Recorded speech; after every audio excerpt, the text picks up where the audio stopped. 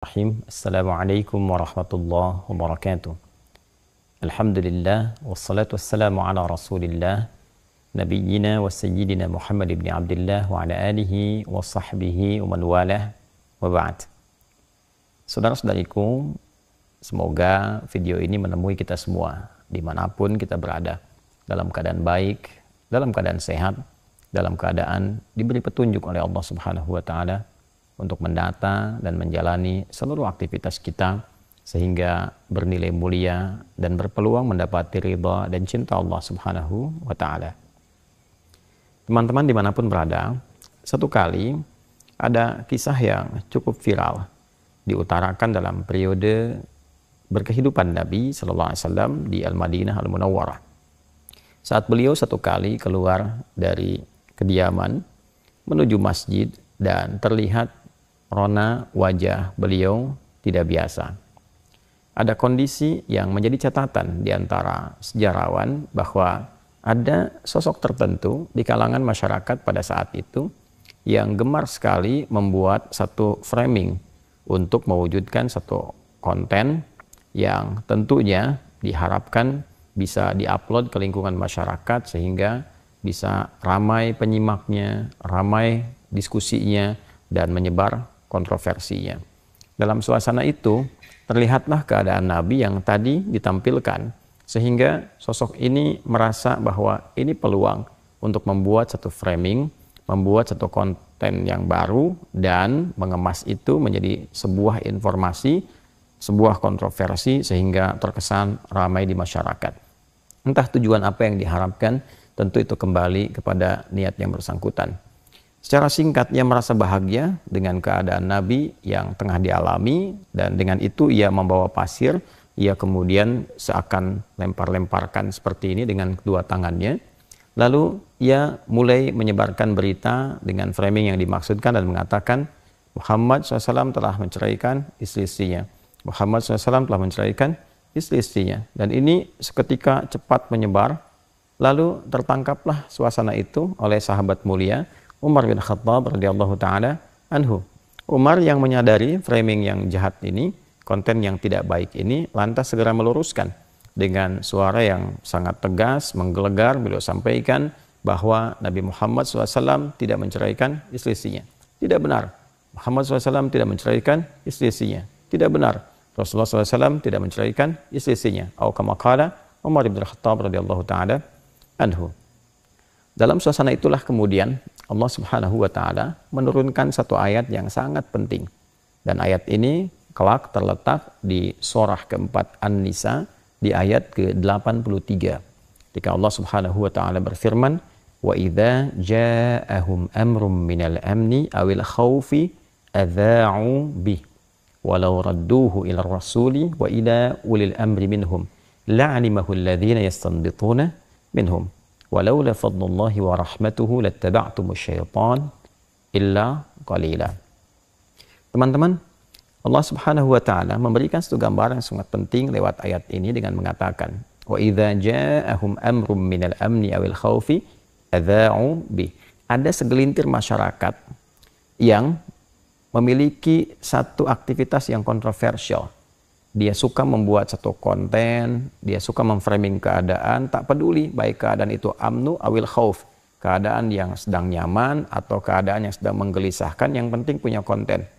Ya, dan ketika mereka mendapati konten itu, wa idza ja'ahum amrun, ya apabila mereka mendapati peluang itu minal amni awil khauf, baik itu keadaan yang tenang-tenang saja atau sedang menggelisahkan, adza'u bih, mereka segera memframing itu untuk di broadcast. Ya, adza'u itu dari kata adza'a, akarnya dari kata idza'ah. Ya, idza'ah sekarang diterjemahkan dengan broadcast, ya, atau juga bikin ya upload, ditampilkan bentuk konten dan sebagainya. Kalau dulu bentuknya melalui syair-syair, kalau dulu bentuknya melalui publikasi-publikasi secara manual. Nah, dikembalikan. Lalu Allah memberikan satu pelajaran penting, pedoman bagi umat Islam yang memiliki iman dalam jiwanya. Nah, pedoman pertama, walau radduhu ila rasul wa ila ulil amri minhum la'alimahu alladhina yastanbitunahu minhum. Sekiranya akan lebih bijak bila berita yang didengar itu, berita yang didapatkan itu, jadi ada orang bikin konten, publikasikan, bikin framing, Orang-orang beriman itu tipikalnya tidak langsung menerima begitu saja. Dia cek dulu. Akan lebih bijak kata Allah sekiranya itu dikembalikan kepada sumber informasi utamanya. Karena tadi kisahnya tentang Rasul, coba cek ke Rasul, benar nggak berita itu? Atau wa ila al-ulil amri, ya, atau kepada yang punya otoritas. Yang punya otoritas di sini, ya kalau kita sekarang yang mengatur jalur informasinya, dicek urutannya kemana, dicek ini sumbernya dari mana, dicek ini frekuensinya apa, dicek urutan-urutannya kemana. Nah, sehingga ketemu secara keseluruhan, tersimpulkan dengan baik, oh paham maksudnya apa. Oh ini secara konteksnya seperti ini. Oh ternyata tidak seperti yang disampaikan. Sehingga kesimpulan itu bisa diambil dengan sempurna dan baik. Nah, di bagian terakhir, ini ada sesuatu yang sangat penting untuk kita garis bawahi ketika Allah mengatakan, walaula fadlullahi wa rahmatuh lattaba'tumu syaitana illa qalila. Kalau bukan karena rahmat Allah dan keutamaan yang Allah berikan pada insan yang beriman, tentu provokasi yang ditampilkan oleh orang-orang yang terjebak godaan setan ini, bahkan di situ setan ditempatkan sebagai objek. Ya, jadi orang-orang yang seringkali memframing, seringkali membuat konten-konten dengan tujuan-tujuan yang tidak baik, hanya untuk keramaian, hanya untuk mendapatkan perhatian, kontroversi dan sebagainya, itu disifati oleh Al-Quran dengan sifat yang sangat tegas. Ya, perilaku yang menyimpang yang selayaknya tidak dilakukan kecuali oleh setan. Nah, ini jadi persoalan. Ya, kemudian illa qalila, kecuali orang-orang yang betul-betul beriman yang paham, oh ini persoalan ini tidak penting, oh ini persoalan ini tidak benar. Jadi ada segelintir orang yang Allah tanamkan pada jiwa mereka yang tidak peduli dengan hal-hal yang demikian. Allah tanamkan pada diri mereka paham, oh ini sesuatu yang tidak benar, sesuatu yang tidak baik untuk diikuti dan sebagainya. Nah, namun penting untuk kita ketahui bahwa dalam beberapa kaidah yang mengiringi penafsiran ayat-ayat Al-Quran, ada satu bagian yang sangat penting sekali untuk kita ketahui bersama. Bahwa jika terjadi satu peristiwa, tidak disebutkan siapa namanya, kapan kejadiannya, maka ini berpotensi peristiwa dimaksud akan terjadi lagi di masa depan. Dengan substansi yang serupa, dengan cara yang berbeda. Caranya tidak sama, waktunya tak serupa, tempatnya bisa berbeda, perangkatnya tidak sama, tapi substansinya serupa. Yaitu ada framing yang tidak baik, ditujukan dengan cara yang tidak benar, hanya untuk mendapatkan hal-hal yang kontroversial. Entah niat kembali kepada pemiliknya dan pembuatnya masing-masing. Apakah dunia, apakah perhatian. Nah, dalam konteks kekinian, perangkatnya bisa berubah. Media sosial, bisa YouTube, bisa Instagram, bisa Facebook, bisa macam-macam. Tujuannya kembali kepada pembuatnya masing-masing. Tapi prinsipnya ada sesuatu yang serupa. Senang banget kalau ada konten-konten tertentu yang kira-kira bisa jadi kontroversi. Ya, senang banget memframing sesuatu yang kira-kira menjadi perdebatan, jadi rame. Tujuannya kembali ke masing-masing. Wallahu alam, apakah subscriber, apakah AdSense, apakah nambah peminatnya, apakah macam-macam, apakah pemenuhan nafsu dan sebagainya. Tapi poin yang penting disampaikan di sini, insan beriman itu akan punya prinsip dalam dirinya. Dia punya dua hal. Yang pertama, dia akan selalu mencoba meng-cross-check kebenaran. Apa yang terjadi? Dia kembalikan kepada sumbernya. Dia cek apa konteksnya. Dia lihat apakah ini benar atau tidak. Kemudian yang kedua, dia selalu megang prinsip, ya, kebenaran di atas segalanya dengan berdasarkan petunjuk Allah Subhanahu wa Ta'ala. Pada hal-hal yang sudah dia ketahui, oh ini orang yang cuma cari kontroversi, cari keramaian, sehingga pada yang demikian itu dia menganggap berita-berita yang sampai pada yang demikian tidak penting, mengabaikan, ya, tidak dianggap, tidak dipedulikan, karena telah diketahui yang ini hanya butuh kontroversi, ini butuh keramaian saja, sehingga yang seperti itu dalam Al-Quran itu diarahkan untuk diabaikan, tidak dipedulikan. Nah, yang paling menarik, ada kisah kedua, teman-teman sekalian. Ini nanti yang memberikan respon yang sangat tegas dalam Al-Quran dengan turunnya surah ke-24 An-Nur di ayat ke-19 khususnya. Ya, kisah ini ada terkelit berkelindan juga dengan sikap dan sifat tentang framing dan pembentukan konten-konten yang kontroversial. Bila tadi menimpa Nabi SAW, yang ini menimpa istri tercinta beliau SAW, yaitu Sayyidah Aisyah radhiyallahu ta'ala anha. Seperti diketahui bahwa ketika beliau dalam perjalanan bersama Nabi SAW, kemudian kehilangan liontinnya atau barang berharga yang melekat pada beliau, lalu meminta izin pada Nabi SAW untuk mencari itu. Nabi utus seorang ajudannya untuk kemudian mencari, ya, membersamai, melihat, mencari, menapaki, hingga kemudian ditemukan. Nah, di sisi yang lain, orang-orang yang tadi, yang saya sering istilahkan itu para kontainer, ya, produsen-produsen konten yang ingin mencoba selalu mencari peluang. Ada nggak yang bisa dibikin kontroversi? Ada nggak yang bisa menyebar? jadi hoax yang rame dan sebagainya. Yang penting orang ya bisa rame, subscribernya dapat, rame, kemudian peminatnya banyak, maka di framinglah kejadian itu bahwa Sayyidah Aisyah radhiyallahu taala anha melakukan tindakan yang menyimpang. Ya, saya tidak bisa mengeluarkan kalimat yang tidak bagus kepada ibunda kita yang mulia ini, tapi ini framing yang sangat jahat. Ya, framing ini memberikan satu gambaran bahwa Sayyidah Aisyah melakukan tindakan yang menyimpang dengan ajudan tadi yang dimintakan untuk menemani beliau mencari dauntin yang dimaksudkan.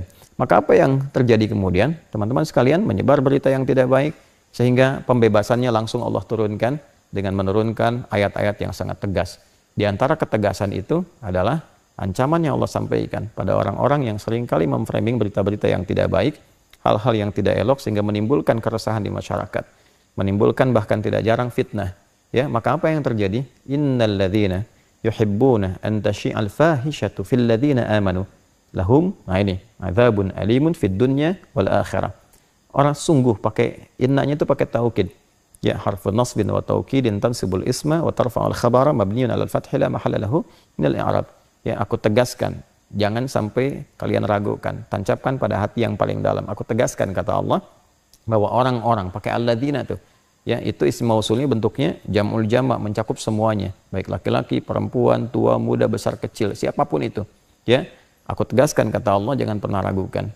Siapapun, mau laki-laki, mau perempuan, ya kan, yang senang sekali, yang punya hobi, yang merasa nyaman, agar fitnah itu tersebar di kalangan insan beriman. Ya, hati-hati nih. Al-ibratu bi umumil lafzi la bi khususis sababi. Kalau dulu terjadi pada Sayyidah Aisyah, gitu kan? Nah, maka hukum umumnya berlaku bagi siapapun. Kejadian ini memberikan kepada kita satu panduan hukum bi umumil lafzi, lafadznya umum. Orang-orang yang senang kalau framing keburukan itu. Kalau dulu kasusnya fahisyah, gitu kan? Kasus tuduhan-tuduhan yang tidak etis. Nah, saya nggak bisa sebut ya kalimat itu karena sangat tidak layak disebutkan kepada ibunda kita tercinta. Ya, intinya orang-orang yang sangat nyaman, merasa senang, ya, merasa kalau ada yang begitu lagi, oh senang nih. Ya, kalau ada yang kontroversi lagi, wah senang dibikin framing, dibikin macam-macam, seakan-akan kontroversi padahal tidak ada apa-apa di dalamnya. Nah, orang-orang semacam itu Allah janjikan ya satu hukuman yang sangat luar biasa, berbahaya sesungguhnya. Ya, orang-orang yang senang memframing sesuatu dan menjadi jahat, bentuk hoax yang tersebar pada kalangan orang beriman, maka Allah janjikan siksa yang sangat pedih di dunia dan di akhirat. Ya, hati-hati. Teman-teman sekalian, di dunia itu bentuk siksa itu ada dua. Bisa hal yang langsung buruk dialami seketika, secara buruk yang kita lihat. Ya, mohon maaf misalnya terjadi satu musibah yang tidak biasa dan sebagainya dalam bentuk baik penyakit, baik yang lain, baik celaka, baik macam-macam. Atau yang kedua yang sifatnya istidraj. Ya, istidraj itu paling bahaya. Sanastadrijuhum min haitsu la ya'lamun. Ini paling bahaya karena nggak ngerasa bahwa itu salah. Akhirnya yang terjadi apa? Bikin konten lagi. Ya, cari lagi, di framing lagi seakan-akan ini ada orang-orang yang sangat berbahaya, dibikinkan framing, ditampilkan. Nah, orientasinya wallahu a'lam kembali ke masing-masing, tapi jadi hobi. Nah, ini yang paling bahaya. Karena tak terasa bahwa itu salah. Sehingga kalaupun dapat, kalaulah dibuat di YouTube dapat AdSense, nah itu jadi haram. Dan haram ketika dimakan jadi daging, terbawa lagi suasana itu. Nah, ini yang paling berbahaya. Orang-orang seperti ini ketika tidak merasa berbuat keburukan dalam dirinya, nah di akhirat ancamannya lebih besar. Di akhirat ancamannya lebih besar. Nah, teman-teman, ini penting saya sampaikan karena kita perhatikan, saya sejak di Madinah, kemudian di Mekah, dan sekarang kembali ke Indonesia, memperhatikan bahwa kecenderungan tampilan-tampilan semacam itu sekarang hadir di kalangan masyarakat kita dalam dunia maya khususnya. Dan berdampak pada dunia nyata dalam pergaulan dan sebagainya. Itu sangat membahayakan. Sangat membahayakan. Dan resikonya tinggi. Jika itu dipertahankan sampai pulang, maka apa yang dibawa ke hadapan Allah Subhanahu wa ta'ala. Ini sesuatu yang penting, betul-betul harus dipahami oleh insan beriman. Ya, apalagi kemudian jika yang keluar itu adalah kata-kata yang sangat sensitif terkait dengan nilai-nilai akidah. Ya, saya kasih gambaran misal. Ada beberapa framing yang saya perhatikan dan sampai beritanya bahkan sejak saya berada di Madinah. Ya, tentang satu tausiah kita, lebih tepatnya tentang ceramah yang kami sampaikan dalam orientasi mahasiswa baru yang ada di Universitas Muhammadiyah Riau, yaitu gabungan. Dan itu universitas bukan hanya untuk orang Islam, non-muslimnya juga ada, kan? Ada orang Kristen, ada yang Katolik, ada yang lain-lain dan sebagainya. Dan cukup banyak. Dari 2.500 itu ada 800 ya kurang lebih yang non-muslimnya, yang pada saat itu menjadi angkatan awal yang masuk itu ada 160 bergabung keseluruhannya. Acaranya sangat jelas, sangat tidak ada masalah, bahkan disatukan juga dengan satu kegiatan dari Majelis Tabligh Muhammadiyah, ya, dan semua baik-baik saja. Tapi framing-framing ini kemudian terjadi dan saya melihat ada kata-kata yang sesungguhnya sangat berbahaya konsekuensinya. Ini saya mengingatkan mumpung masih di dunia, ya bagi saya tidak akan banyak pengaruh. Karena saya mempertanggungjawabkan semua yang telah disampaikan dan semua hadirin di sana melihat, ya, dan yang menyaksikan juga ada, dan orang-orang yang hadir, yang tahu, paham konteks dan sebagainya, tidak ada sesuatu pun yang berseberangan atau bertentangan dengan nilai akidah. Nah, ketika framing itu ada dan keluar kata-kata, apakah itu sesat, apakah itu macam, itu akan kembali mencari pemiliknya. Jika tidak ditemukan kepada pemiliknya, dia kembali kepada orang yang menuturkan. Saya cuma katakan hati-hati. Sekali lagi, hati-hati. Nah, kelemahan kita saat ini sering kita dapatkan bahwa orang yang jauh itu bisa menafsirkan kata-kata orang yang bahkan mengetahui, ya, dalam tanda petik maksud orang itu bicara. Ini kan sesuatu kekacauan berpikir yang sangat berbahaya. Saya beri contoh. Saya menyampaikan kalimat jelas, terang. Dan kita seorang ustadz, ya, paham Quran, paham hadis, ngerti. Apalagi dalam masalah akidah itu kita sangat ketat, tegas dalam setiap kesempatan, ya kan? Bijak dalam setiap penyampaian itu yang dipegang, karena ada data-data historis dan sebagainya mengajarkan kepada kita bersikap, ya kan? Bagaimana mungkin ada orang yang tidak hadir hanya memframing situasi dimaksudkan, tiba-tiba bisa menafsirkan dan menghukumi, dan orang yang tafsirkan itu masih hidup, masih ada, dia yang tahu maknanya, dia yang paham artinya. Tiba-tiba kemudian muncul orang-orang tertentu memberikan framing lalu menafsirkan dan menghukumi dan menjadi lebih benar dibandingkan penutur itu sendiri. Ini sesuatu yang sangat berbahaya. Nah, jadi saya hanya ingin menyampaikan mesti hati-hati, karena kita, tanggung jawab kita untuk menyampaikan selesai.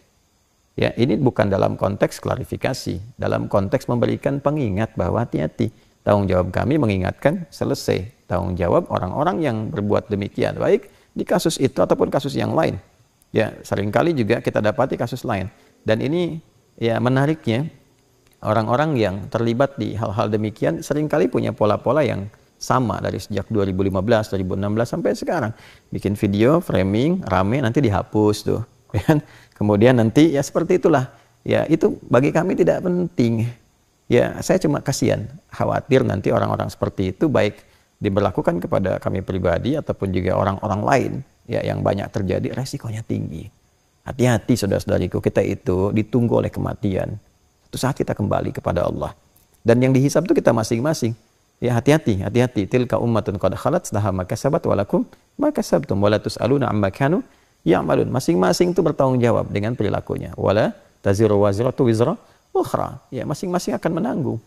Nah, jangan sampai saat pulang itu menjadi bermasalah, dan masalahnya menjadi sangat berbahaya, menjadi sangat sensitif, karena ada kalimat yang harus mencari pemiliknya. Ketika tidak ditemukan, dia kembali.